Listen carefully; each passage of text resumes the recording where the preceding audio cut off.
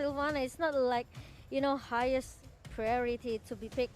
But the problem is Sylvana is still good, even though with only one instant initiation that he can be made.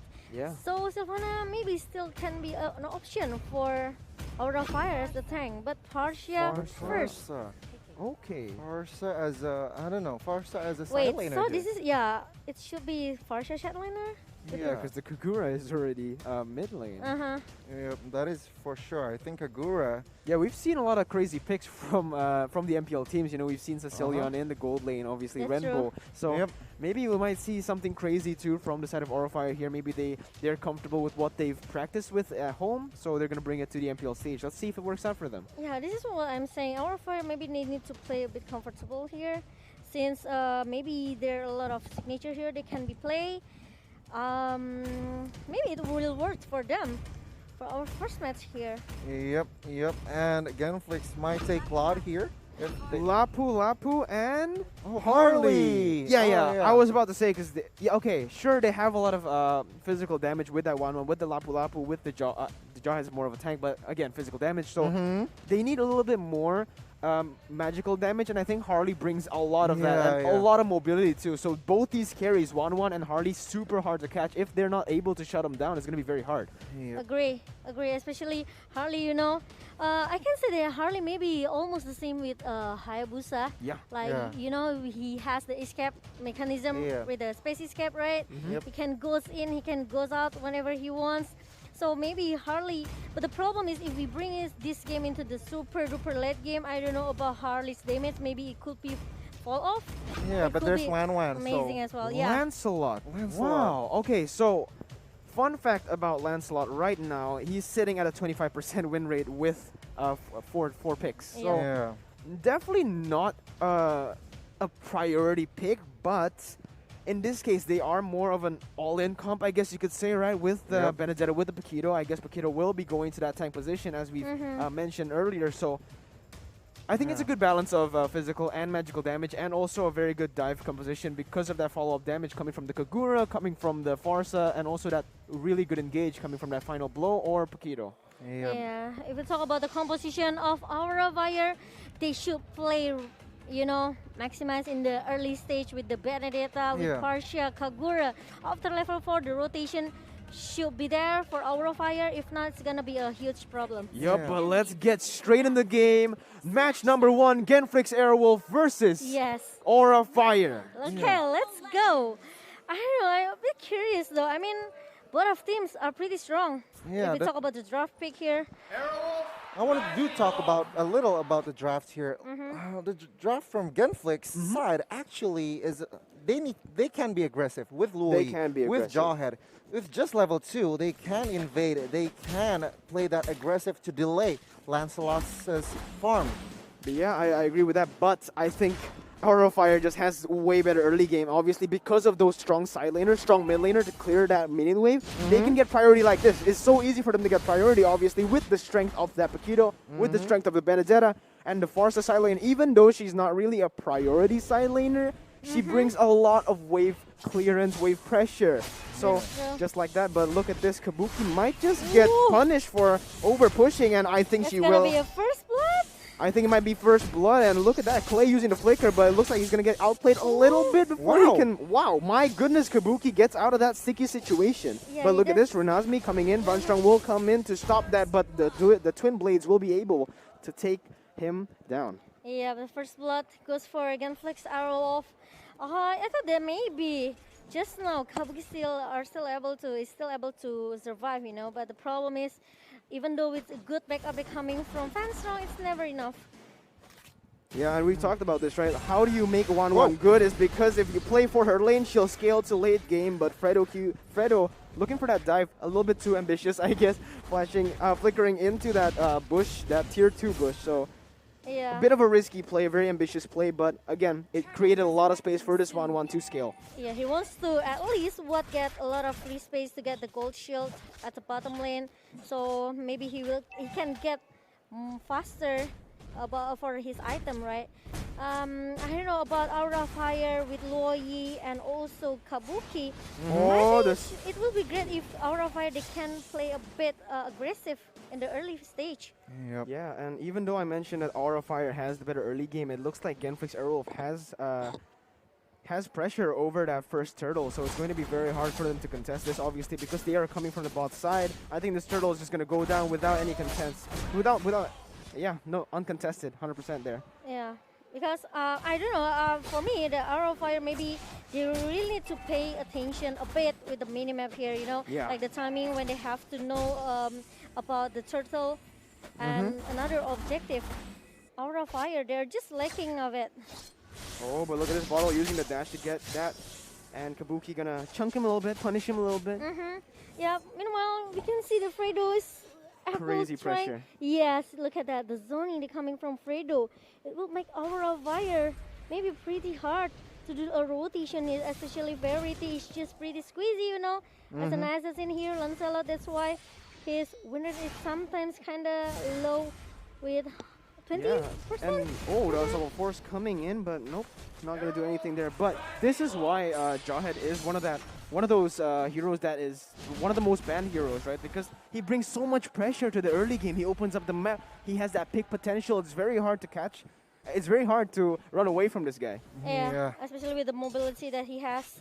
It's pretty easy for him to escape or just run from, yeah, you know, the chase from the opponent itself. But if the itemization, if we take a look here, Wen pretty fast with the corrosion side. Yeah, Wen already securing that corrosion, and he just needs to farm basically, I think. But both teams are now looking at the turtle with just 30 seconds rotation coming in, but my goodness, that's a lot of damage to Drew. But this is a little bit of a slower pace from both teams. Obviously, Aurafire here has the better early game there. It doesn't look like they are forcing anything, and I actually commend them for that, right? Because usually, from what we've seen, the teams who have the better early game, they usually push, they're usually like pressured to do more things, and they get caught in the process. But Aurafire has been taking they're being very patient. That's why I disagree with you, Mirko. I think Genflix side has the better early game with really Jawhead and Lui and Harley. I mean, yeah, of course the other side has this Lancelot, but Mirko. Look at this, another fight coming in. Renazbi coming in with a re-engage. Vanstrong gonna get taken down just like that, but on the other side, Drew is trying to hit them with that jet. Kabuki comes in, but the rotation is too darn good as, my god, Kabuki gets taken down as well, but it looks like Lancelot will be able to get a trade-off right there. Oh, but look at that play just keeps on going, but Variety doesn't want to stop there. Thorn Rose comes in, not gonna connect to anyone as he will puncture away from that fight. Yep, really good movement coming from Clay. I mean, like you guys said, if we talk about the early stage here, both teams actually they have great pressure. Okay, they can coming from Loi, can come from Jawhead for Genflix Aerowolf, Aurafire with Kabuki, and also Vanstrong, especially Verity after level 4.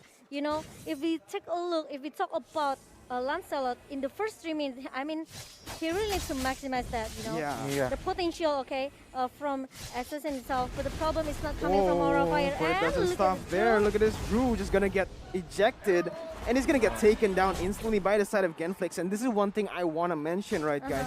Yes, Genflix has been winning the trades, but does it really matter?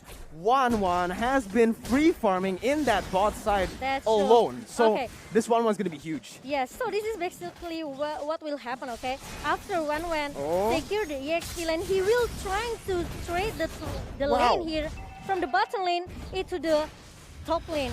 So at least he can secure another objective here. Yeah, clean rotations from the side of Genflix Aerowolf. They're able to keep on getting these crazy catches, and this is one thing we've seen a lot from Aurafire. They're not really, it doesn't look like they're communicating efficiently, right? Because there are 4 members in the top side. Benedetta shouldn't be in that position, right? He should know that that he was in a bad situation there. He's in a bad position. Turtle just got slain. 4 members went up. You really can't play that aggressive. That's true, and he's so aware about that. But look at the Genflix Aerowolf. They secure more objective here with the Deadly Magic, and look at that. What still one more, even though we didn't see any weakness point actually broken by what. But the problem is Genflix Aerowolf, they are dominating in the early stage right now. Into the mid game. Doesn't stop there. The Unstoppable Force will be used. He'll be taken down. Clay will also be taken down. Now what? He is alone. The Feather Airstrike tries to hit him a little bit. That's one of the counters, obviously, Farsa to that 1-1 because of that burst. But Kabuki here coming from the flank, not going to be able to do anything. Thorn Rose comes in to clear the wave. Yep, and look at that. Aurafire. Now, I mean, maybe they will drive away, but Genflix Aerowolf here, Rinasmi, keep giving a pressure at the bottom lane. At least Genflix Aerowolf, it's much easier for them to dive into the jungle of Aurafire, right? They lose their first threat here for Aurafire, so Aurafire, they really need to be careful. Maybe there will be like a surprise initiation that can coming from Fredo, especially, you know, with the flicker and also the ejector. Yep, exactly. But it can also be very dangerous if Variety is able to get Bottle and Watt with that Phantom Execution, with that Thorn Rose, it'll be disastrous for the side of Genflix Aerowolf. Just like here, Thorn Rose will be used. Renata uses the Bravest Fighter to get out of that situation. Drew uses his dash, gonna get out of that situation. Fredo QT here trying to do a re-engage, but not gonna be able to do anything. He goes under that tier 2. He will see Vance. Vance is gonna pop that bird form of his, get away very clean, very fast. Yeah.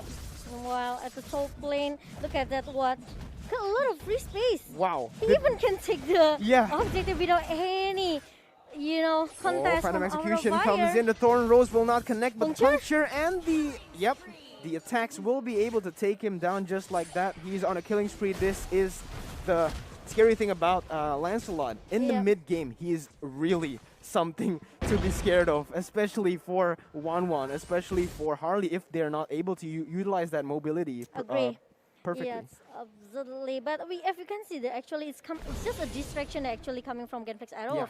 They push another lane. So actually, they're winning all of the lane here from Genflix Aerowolf. So Aurafire, they really need to be careful, or maybe they can try to, you know, do a grouping here, a diversion for Genflix Aerowolf, moving into the top lane here.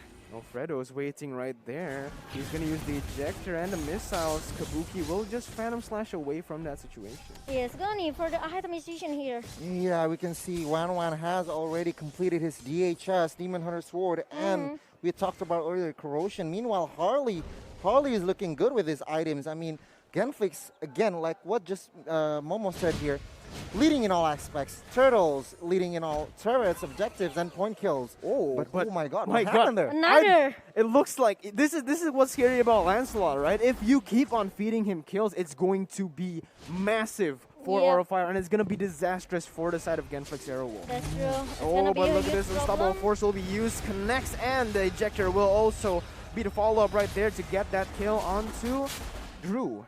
Okay, just now actually I just realized Vance, did he use that Feather Razor just to clear the minion without helping his teammate? Yep, you're absolutely right, but look at this Phantom Execution plus the Thorn Rose will be able to chunk Fedo down to a little bit of health. Look at that, even the Yining Overton didn't have a lot of damage from Kagura. Wow, oh my god, Genflix Arrow, maybe they keep losing on what, okay? Punished 2 times here by Verity, but the problem is Aurafire, they don't focus to get the objective, okay, the turret. Maybe they can get like, okay, the skirmish actually they've been made, but the problem is Aurafire, they need to be careful about the objective turret here because Genflix Arrow keep giving a pressure to all of his lane. Yeah, they haven't been able to utilize those abilities efficiently, right? Because Farsa, Feather Airstrike, if Vance uses it to zone that 1-1 away, it can be very crucial. It can be very fatal for the side of Genflix, but he has been using it to clear waves most of the times right now, from what we've seen. Yeah, exactly. Holy Crystal has been secured by Harley. We can see that, and Genflix right now is already opening Lord here, Mirko.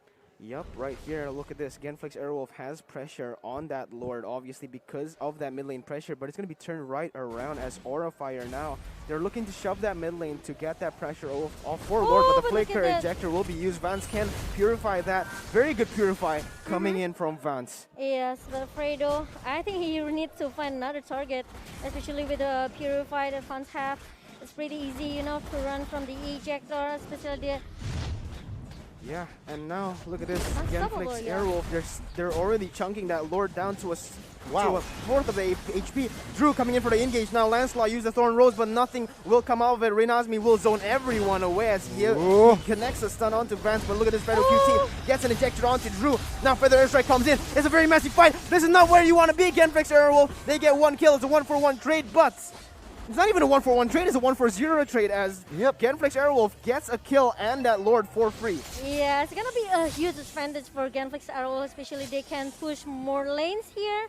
And Aurafire, I don't know, even though if we talk about the phase here, okay, it's pretty passive for Aurafire. Okay, I didn't see any aggressive movement coming from Aurafire, and it goes into the late game right now.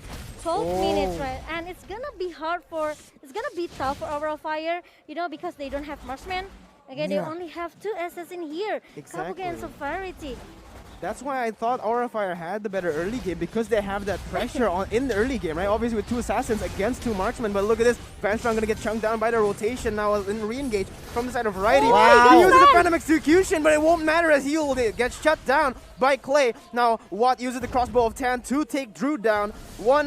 It's a 3v5 situation right now as every single turret will fall down. Final blow will be used to clear that minion, but it won't be enough as they will be forced behind their base. But look at that. Frodo with the flicker just now. He's just trying to make fun.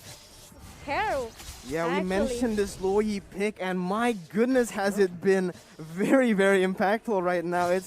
It's literally the setup for every single kill that they've gotten in the early game, and now it looks like a re-engage coming in again and again. Fredo QT just going in. Vanstrong will be taken very low. They're gonna put their targets onto that inhibitor turret. Will try to defend the base. I think Aurafire here. I mean, they are still able to defend their base, but the problem is Fredo will be shouted down. Priority. Look at that massive damage coming from Clay with the dispersion and also the rotation. Here they really need to be careful with the magical damage coming from Genflix Aerowolf. And it's still one more. Kabuki will fall down just now.